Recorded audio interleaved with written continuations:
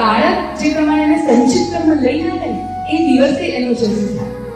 એને સંચિત કર્મ સારામાં સારી રીતે ભોગવી શકે, આ પૃથ્વી પર એનો જે હેતુ છે એ પાર પાડી શકે, એના માટે આપણે સંસ્કાર કરવા.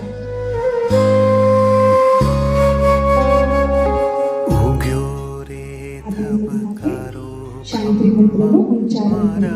ઓમ